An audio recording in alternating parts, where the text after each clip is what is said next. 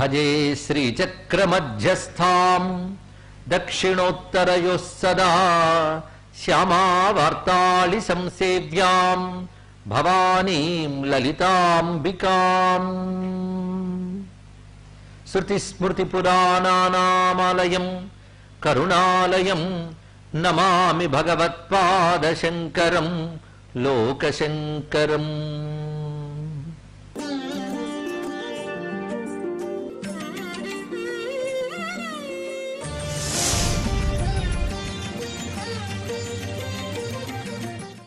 గగనగాం, గగనగాం అంటే ఆకాశమనందున్న తల్లి. కానీ అమ్మవారు ఎక్కడున్నారంటే సతస్మిన్నేవాకాశే స్త్రియమాజగామ అంటే కేనోపనిషత్తుని యథాతథంగి వాక్యంలో ఎలా పెట్టాడు మహానుభావుడు చూడాలండి.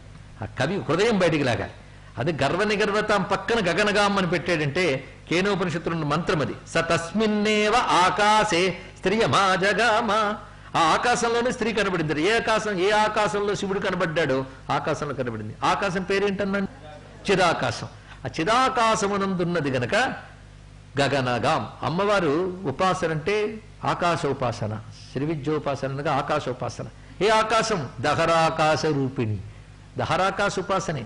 అది శ్రీచక్రానికి వియచ్చక్రం అని పేరు. ఇవన్నీ రహస్యాలు గురుముఖత తెలుసుకుంటూ ఈ భావంలోంచి పెడితేనే మంచి ఉపాసన అవుతుందండి. భావం లేనిప్పుడేముంది ఇక్కడ?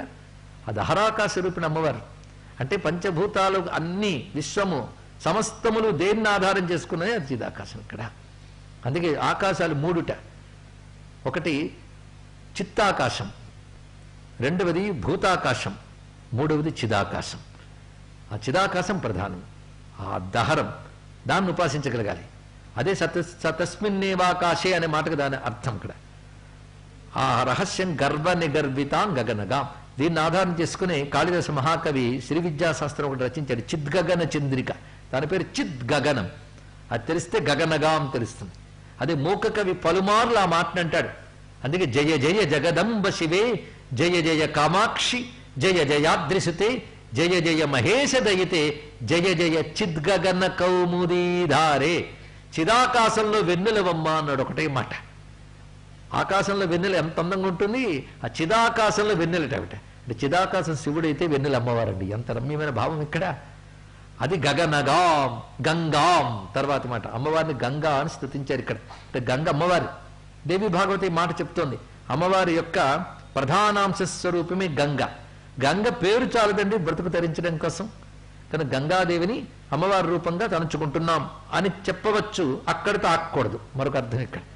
ఎందుకంటే ఎటువంటి స్థితిలో తీసుకున్నాడు? గోప్త్రీం గర్వ నిగర్వితాం గగనగాం అని చెప్పిన తర్వాత గంగానది రూపంలో ఉన్నది అనేది మామూలు అర్థమవుతుంది. అది తీసుకుంటేనే మహార్థంలోకి వెళ్ళాలి. గంగా అని పేరు ఎందుకు వచ్చింది? చాలామంది వాడతాం కానీ గంగ అంటే అర్థం ఏంటి? గాం ప్రతి గమనం కరోతి ఇది గంగా అన్నాడు ఇక్కడ. గాం అంటే భూమి. భూమి వైపు ప్రయాణించి వచ్చింది గనక గంగా. పేరే చెప్తున్నాడు. ఇది భూమిలో పుట్టిన నది కాదు. ఇది విష్ణుపదం నుంచి, వియత్ విష్ణుపదం, వియత్ అనగా అనంతమైనటువంటి విష్ణుపదమైన అంతరిక్షంలోంచి అక్కడున్న ఒక దివ్యమైన ఒక ప్రవాహం ఏదో ఉంది. దివ్యమైన ఒక ప్రవాహం. ఆ దివ్యమైన ప్రవాహం భగీరథుని తపఫలంగా భారతంలో ఉన్నటువంటి మహర్షుల యొక్క తపస్సుకు ఫలితంగా భూమి వైపు దిగిందండి ఆవిడ. కనుక అనంతమైన ఆ సీమలలోంచి విష్ణుపదము నుంచి భూమి వైపు దిగి వచ్చింది కనుక గాం ప్రతి గమనం కరోతి, గాం ప్రతి గచ్చతి. ఇది గంగా అన్నాడు ఇక్కడ. కానీ భూమి వైపు వచ్చింది ఆ తల్లి ఇక్కడ. ఇది గంగా అనే శబ్దానికి అర్థం. ఇప్పుడు ఆ అర్థం అమ్మవారిని చూడండి ఇక్కడ. అనంతాకాశ రూపిణి అయి ఉన్నటువంటి తల్లి ఈ పృథివీ వరకు సర్వభూతములు ఎందుకు వ్యాపించింది? గామంటే భూమి కదా. కానీ భూమి వరకు అనంతాకాశ చిదాకాశ స్వరూపిణిగా ఉన్న తల్లి అక్కడి నుంచి ఆకాశం, వాయువు, అగ్ని, జలము ఇలా వస్తూ భూమి వరకు వ్యాపించింది కనుక గంగాం అనే మాటకు అర్థం ఇక్కడ. అంటే భూతత్వం అంటే మూలాధారం. ఆ మూలాధార చక్రముల వైపు ప్రయాణించేటటువంటి కుండలిని రూపిణికి గంగా అని పేరు ఇక్కడ. కనుక మనలో ఉన్నటువంటి కుండలినికే గంగా అని పేరండి. ఇది విశేషమైన రహస్యం. అది గంగాం. మరి మూలాధారం అనగానే అక్కడ కూర్చుని ఉంటాడు ఒక ఆయన, వాళ్ళ అబ్బాయి. గణేశ ప్రియాం, గణేశుని పట్ల ప్రీతి కలిగి ఉన్నది అని అర్థం ఇక్కడ. గణపతి పట్ల వాత్సల్యం. ఇక్కడ ప్రియభావానికి వాత్సల్యం అని అర్థం ఇక్కడ. గోప్త్రీం గర్వ నిగర్వితాం గగనగాం గంగాం గణేశ ప్రియాం శ్రీచక్ర ప్రియ బిందు తర్పణ పరాం శ్రీరాజరాజేశ్వరీం. ఎంత రమ్యమైన శ్లోకాన్ని అలా వదిలేయడమా మరొక్కసారి అనుకుందాం. లక్ష్మీశాన విధీంద్ర చంద్రమకుటాద్యష్టాంగ పీఠాశ్రితాం సూర్యేంద్వగ్నిమయైక పీఠ నిలయాం త్రిస్థాం త్రికోణేశ్వరీం గోప్త్రీం గర్వనిగర్వితాం గగనగాం గంగాం గణేశ ప్రియాం శ్రీచక్రప్రియ బిందు తర్పణపరాం శ్రీరాజరాజేశ్వరీం. ఇందులో అష్టాంగ పీఠాశ్రితాంగ మరొక అర్థం కూడా చెప్పుకుని తర్వాత శ్లోకంలో వెళదాం. దిక్పాలకుల పీఠంలో ఉండడం అనేది పీఠదేవతలుగా చెప్పుకున్నాం. ఇంకొక అర్థంలో అమ్మవారు బిందు చక్రంలో కూర్చున్నారు. బిందు ఆవిడ చుట్టూ 8 ఉన్నాయి. 8 ఆవరణలతో కూడినటువంటి శ్రీచక్రమే అష్టాంగ పీఠం అని మళ్ళీ చెప్పవచ్చు. ఇది మరొక అర్థంగా భావిస్తూ ఇప్పుడు చివరి అక్షరంతో కూడిన శ్లోకం. హ్రీం కూటత్రయ రూపిణీం సమయినీం సంసారిణీం హంసినీం వామాచారపరాయణీం సుకులజాం బీజావతీం ముద్రిణీం కామాక్షీం కరుణార్ద్రచిత్తసహితాం శ్రీం శ్రీం త్రిమూర్త్యంబికాం శ్రీచక్రప్రియ బిందు తర్పణపరాం శ్రీరాజరాజేశ్వరీం. చివరికి హ్రీంకారంతో అంటే అమ్మవారి మంత్రం అంతా చివరికి వచ్చేటప్పటికల్లా హ్రీంకారంతో అవుతుంది. అయితే మన సంప్రదాయం ప్రకారం ముందు భగవత్పాలు వారు చెప్పుకోవాలి కనుక ఆ శ్లోకంలోకి వెళదాం. హ్రీంకారత్రయ సంపుటేన మనునోపాస్యే తత్రయీ మౌళిభిః వాక్యైర్లక్ష్యతనో తవ స్తుతి విధౌ కోవాక్షమేతాంబికే సంలాపాస్తుతయః ప్రదక్షిణశతం సంచారయేవాస్తుతే సంవేశో నమసః సహస్రమఖిలం సంతుష్టయే కల్పతాం. పూజంతా చేసిన తర్వాత ప్రదక్షిణ నమస్కారం, సాష్టాంగ నమస్కారం, స్త్రీలైతే పంచాంగ నమస్కారం ఇవి చేస్తారు కదా. నమస్కారంతో పూర్తి చేయాలి. అదే మిగిలినవన్నీ ద్రవ్యయజ్ఞాలట. నమస్కారం ఆత్మయజ్ఞం. ఇది చాలా ప్రధానమైనటువంటిది. నీదైనది నమస్కారమే, మిగిలినవన్నీ తెచ్చుకొచ్చినవే. అది నమస్కారం. అయితే ఇక్కడ మొత్తం అన్ని మనది చేశాడు మహానుభావుడు. మానసిక పూజ కదా విశేషమైన అంశం. ఇక్కడ మానసిక పూజ బాహ్య పూజ కంటే 5 రెట్లు అధికమైన ఫలితాన్ని ఇస్తుంది ఇక్కడ. అందుకు ఈ శ్లోకం నిత్యం చదువుకోవాలండి. చదువుకోవాలని చెప్పింది భగవత్పాదుల వారే. విశేషం నోటుకు రావడం చాలా సులభం. మాధుర్యం ఉంది కనుక వచ్చేస్తుంది. కనీసం భగవత్పాదుల వారు రచించిన 15 అది నిత్య పూజగా పెట్టుకుంటూ ఇవి కూడా తెలుసుకుంటే ఇంకా మంచిది. హ్రీంకారత్రయ సంపుటేన మనున ఉపాస్యే 3 హ్రీంకారములతో సంపుటము చేయబడిన మనున అంటే మంత్రము చేత, మనుహు అంటే మంత్రం, మంత్రము చేత ఉపాస్యే ఉపాసింపబడుదానా. 3 హ్రీంకారములతో కూడిన మంత్రము చేత ఉపాసింపబడుదానా అనడంలోనే పంచదశి మంత్రము చేత ఆరాధింపబడు తల్లి అన్నారు. ఇక్కడ పంచదశలో 3 హ్రీంకారములు ఉంటాయి.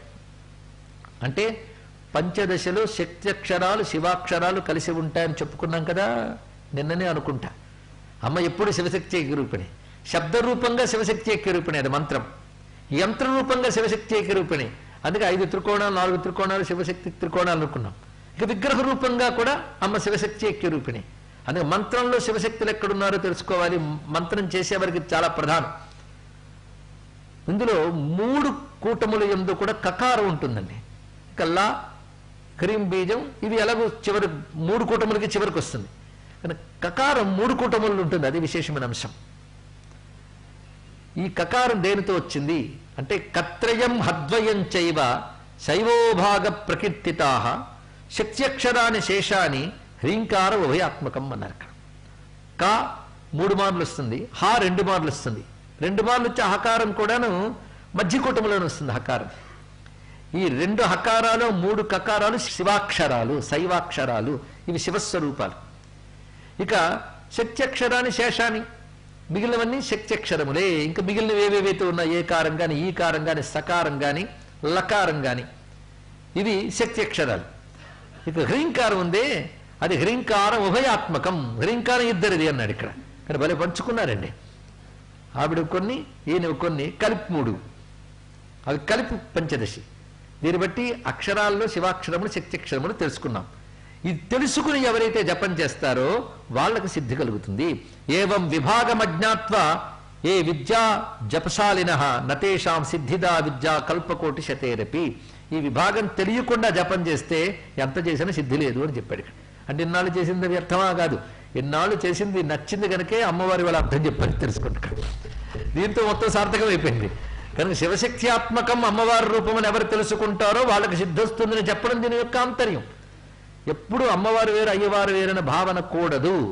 అది సూత సంహితలో ఒక మాట చెప్తారు, అమ్మని అయ్యని వేరుగా చేసి చూస్తే వాళ్ళు తలకిందులుగా సూర్యచంద్రులు ఉన్నంతకాలం రౌరవాది నరకాల్లో ఉంటారని చెప్పారు ఇక్కడ. దీని అర్థం అయితే రౌరవంలో పడిపోతామని కాదు, భేదం చూపించకండి అని చెప్పడం ఇక్కడ. అందుకే పురాణాలు ఈ వాక్యం విని భయపడిపోకూడదండి, జాగ్రత్త పడాలి. జంటకు అది తేడా ఇక్కడ.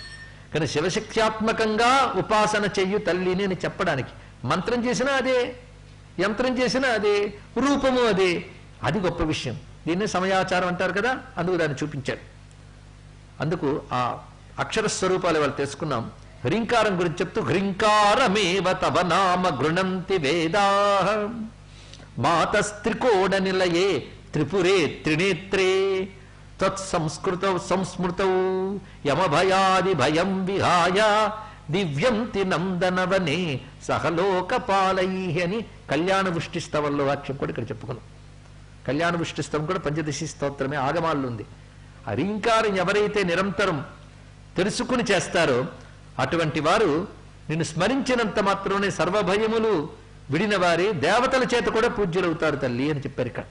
ఇలాగా హ్రీంకారమేవ తవ నామ తదేవ రూపం త్వన్నామ దుర్లభమిఘ త్రిపురే గృణంతి త్వత్తేజసా పరిణతం వియదాదిభూతం సౌక్ష్యం తనోతి సరసీరుహ సంపరాజ్యై.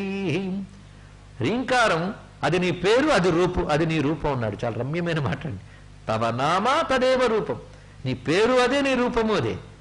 అంటే మంత్రం అమ్మవారి యొక్క స్వరూపము, అలాగే మంత్రం అమ్మవారి యొక్క నామము. నామం అంటే తెలియజేయనది. ఈ రెండు దానితో దుర్లభం అనేది లేదు తల్లి, అది నీ త్రిపుర తత్వాన్ని తెలియజేస్తున్నది అన్న. ఎందుకంటే అమ్మవారి స్వరూపాలన్నింటిలోని పరమోత్కృష్టమైన విద్య భువనేశ్వరి విద్య, దాని బీజం ఇది. అది ముమ్మార్లు చేర్చబడినటువంటిది రాజరాజేశ్వరి విద్య. ఇంక విశేషం ఏమున్నది ఇక్కడ? ఆ ప్రత్యేకతను ఇక్కడ చూపిస్తూ నీ తేజస్సు చేతనే వియదాదులు అంటే ఆకాశం మొదలుకొని సమస్తమైనటువంటి భువనములు ఏర్పడ్డాయి. వియదాది విశ్వకారణాం సర్వావభాసికాం స్వాత్మా భిన్నా పరచితిం అని అమ్మవారిని అంటాం. వియత్తు మొదలుకొని సర్వ విశ్వమునకు కారణమైనటువంటిది, సర్వ అవభాసికాం అన్నిటినీ ప్రకాశింపజేసేది. ఎలా ఉన్నదండి అంటే వివస్వదయిత భాస్వత్ ప్రకాశం, వేల కొలది సూర్యుల యొక్క ప్రకాశంలా ఉంటుంది అమ్మవారిది. అటువంటి అద్భుతమైన స్వరూపం. కేవలం సూర్యప్రకాశమేనా అంటే తటుల్లేఖాతన్వీం తపన శశి వైశ్వానరమయీం, తపన శశి వైశ్వానరమయం, సూర్యచంద్రాగ్నులమయమైన అద్భుతమైన స్వరూపంతో తేజరిల్లుతున్నది. ఆకాశం మొదలుకున్న సర్వభూతములు యందు వ్యాపించినది, వాటి సృజించినది ఆ తల్లి. ఆ మొత్తం ఆ శక్తిని చెప్పే అక్షరమే ఈ హ్రీం బీజం అని చెప్తూ త్వత్తేజసా పరిణతం వియదాదిభూతం సౌఖ్యం తనోతి సరసీరుహ సంపరాజ్యై అంటూ ఆ హ్రీంకారంతో పూర్తవుతుంది. కానీ ఇంకా ఫలశ్రుతులు ఉన్నాయని ఇంకా మనం పరిపూర్ణం చేసుకోవాలి. ఈ విధంగా హ్రీంకారత్రయ సంపుటేన మనునా ఉపాస్యే, అటువంటి మంత్రము చేత ఉపాసింపబడే తల్లి త్రయీ మౌళిభిర్వాక్యై లక్ష్యతనో, శంకరులు తప్ప ఎవ్వరూ ఇలాంటి స్తోత్రం రాయలేరు అని దీన్ని బట్టి తెలిసిపోతుంది. ఇది రాసిన శంకరులేనా అంటే ఈ శ్లోకం చదివి అర్థం చేసుకున్నబట్టి శంకరులేని ఒప్పుకుంటారు. ఇలాంటివి ఆయనే రాస్తాడు. అమ్మవారింటి ఎవరంటే త్రయీ మౌళిభి వాక్యై లక్ష్యతను. త్రయీ అంటే వేదం, మౌళి అంటే శిరస్సు, వేదముల యొక్క శిరస్సులు అంటే వేదాంతము అని అర్థం ఇక్కడ. ఎందుకంటే పాదంతో మొదలై తలతో పూర్తయ్యే లక్షణం ఇది. అలాగే వేదములు ఒక పురుషుల్లాగో స్త్రీలాగో భావిస్తే వాటి శిరస్సు అనగా వేదాంతము అనగా ఉపనిషత్తులను అర్థం ఇక్కడ. ఇది శృతి సీమంత సింధూరీకృత పాదాబ్జ ధూళిక అనే నామంలో మనం చెప్తున్నాం. త్రయీ మౌళిభిః అంటే వేదాంతముల యందు చెప్పబడిన వాక్యై అంటే వేదాంత వాక్యముల చేత లక్ష్యతను, ఏది వేదాంత వాక్యముల చేత నిర్దేశింపబడుతోందో అదే నీ స్వరూపం. కనుక అమ్మవారు అనగా ఏమిటి? వేదాంతములు నిర్దేశించినటువంటి ఏ తత్వం ఉందో అదే అమ్మవారు. వేదాంతాలు దేన్ని నిర్దేశిస్తున్నాయండి? బ్రహ్మమును నిర్దేశిస్తున్నాయి. వేదాంతం పుట్టింది బ్రహ్మం కోసం, పూర్వకాండ పుట్టింది కర్మ కోసం. కర్మ వల్ల చిత్తశుద్ధిని ఏర్పరచుకుని పవిత్రుడివైతే బ్రహ్మము తెలుసుకోవాలి. అందుకు అమ్మవారు బ్రహ్మ విద్యాస్వరూపిణి, సర్వోపనిషదుద్ఘుష్ట, సర్వ వేదాంత సంవేద్య, ఏదో అది.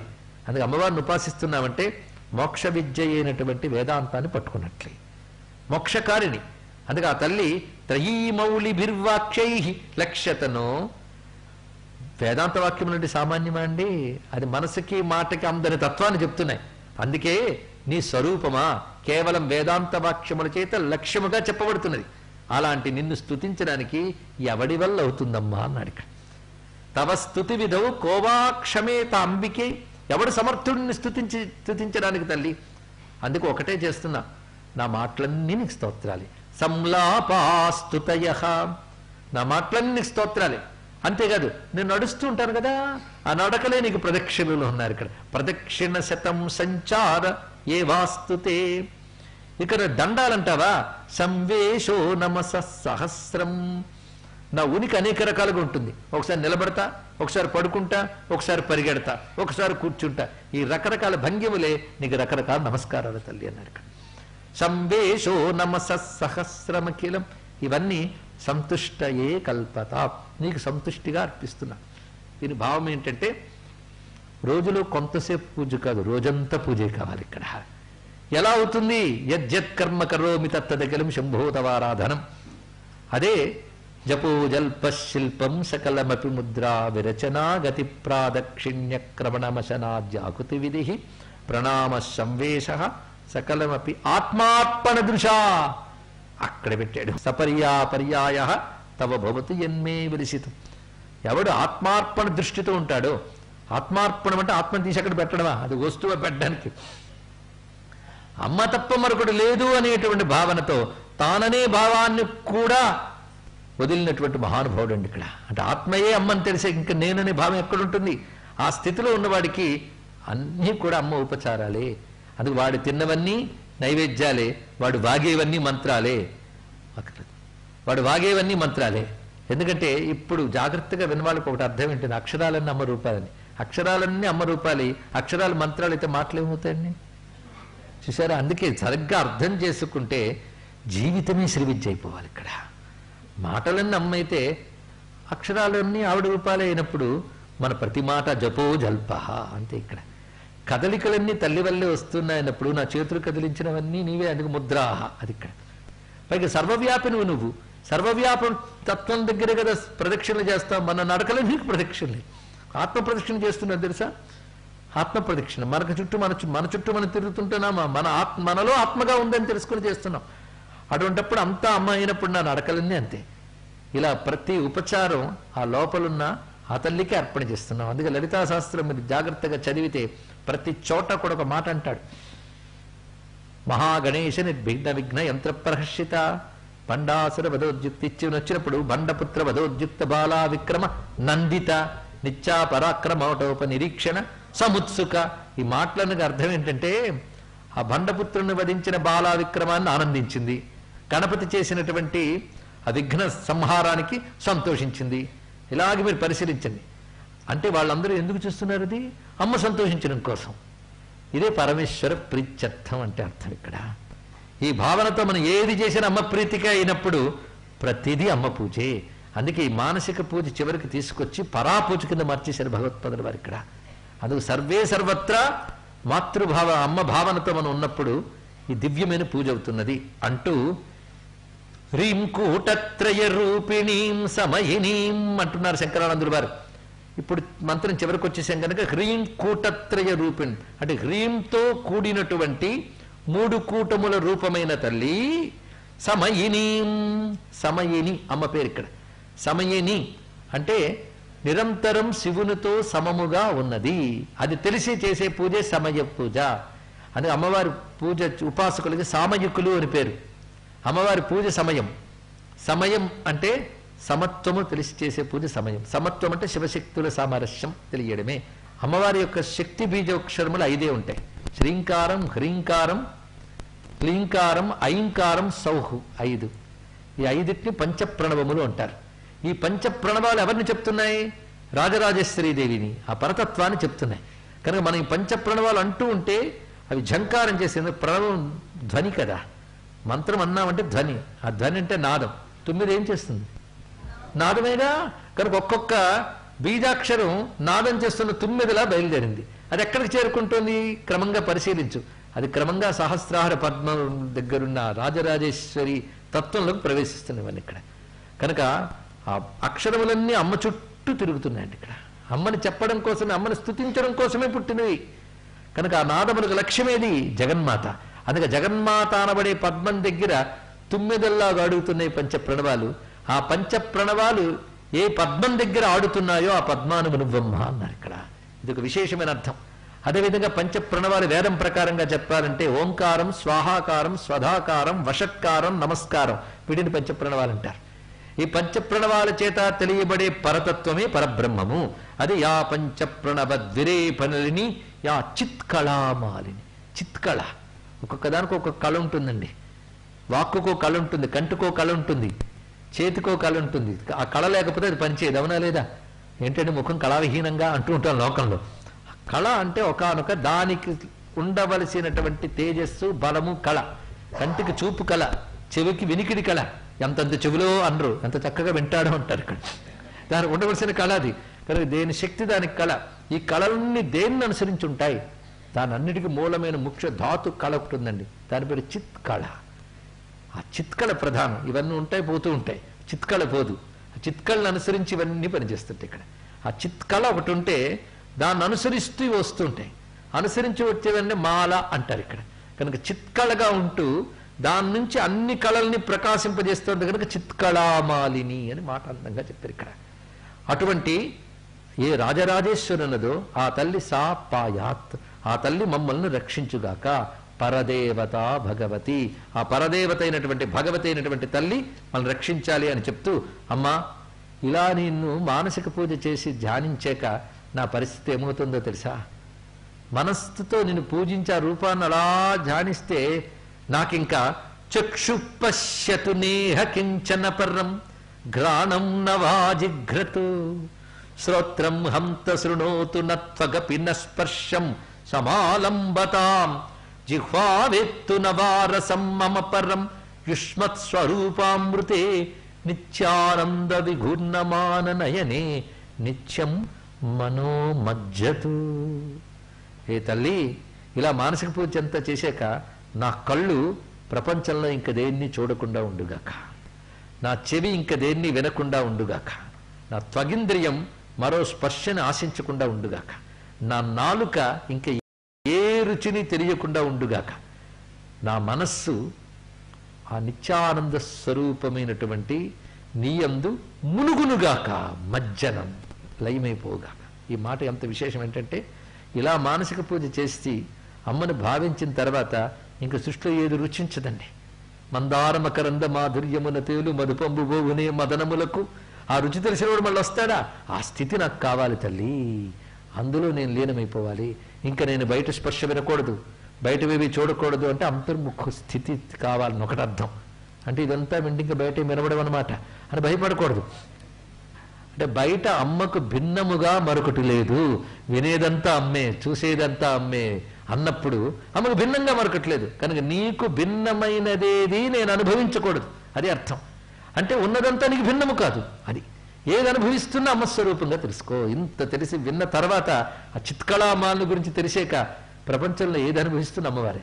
అటువంటి వాడు సంచరిస్తున్నా భావిస్తున్నా అమ్మకు భిన్నముగా ఏదీ లేదు. కనుక నీకు భిన్నమైన వాటితో నా మనస్సు కలవకుండా ఉండుగాక. మజ్జతు, నా మనస్సు మునుగుగాక. దేనిలో? త్వవ అమృతరసమయ రూపే, అమృతరస స్వరూపమైన నీయందు నా మనస్సు మునిగిపోవుగాక. మునిగిపోవడం మాటతో పూర్తి చేయడం మంచిది, మునిగిపోతే మరి లేవు. నది సముద్రంలో మునిగినట్లు నీలో ఐక్యమగుగాక. ఇది అద్భుతమైన భావాన్ని భగవత్పాదుల వారు మానస పూజా స్తోత్రంలో చెప్పిన దాన్ని కూడా కలుపుకుని ఈ రెండు శ్లోకాల్ని సంపూర్ణంగా వ్యాఖ్యానించుకుని అటు శంకర భగవత్పాదుల వారు ఇటు శంకరానందుల వారు దీనితో మన అమ్మవారిని పూజించుకున్నాం, అమ్మవారి గురించి తెలుసుకున్నాం. దీనికి అవకాశం కల్పించినటువంటి ఆ తల్లి కారుణ్యానికి మన నమస్కారం చేసుకుంటూ, ఆ కారుణ్యం వల్లే ఇది వినాలన్న కోరిక కొందరికి, చెప్పాలనే కోరిక నాకు, చెప్పించే శక్తి కూడా ఆ తల్లి ఇచ్చి అమ్మవారు చక్కగా అర్చన చేయించుకున్నారు, తన గురించి తెలియజేశారు. ఆ తల్లికి నమస్కరిస్తూ దీనికి కారణమైన వారందరికీ అమ్మవారి అనుగ్రహం లభించాలని మనం కోరుకుందాం. కనుక చెప్పడం అనే మిషతో నేను, వింటున్నారనే మిషతో మీరు కలిసి చేసినదంతా శ్రీచక్రార్చన.